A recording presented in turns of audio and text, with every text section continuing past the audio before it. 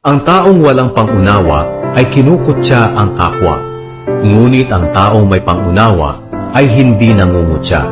Ang mga taong madaldal ay nagsisiwalat ng sekreto ng iba. Ngunit ang taong mapagkakatiwalaan ay nakakapagtago ng sekreto ng iba. Babagsak ang bansa kung ang namumuno nito ay walang gumagabay.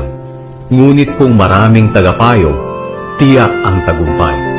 Delikado ang mangakong managot sa utang ng iba, kaya iwasan itong gawin upang hindi ka magkaproblema.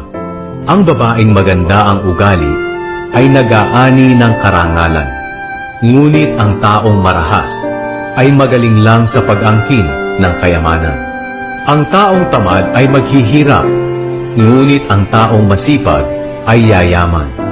Kung mabait ka, para iyon sa iyong kabutihan. Ngunit kung malupit ka, para iyon sa iyong kapahamakan.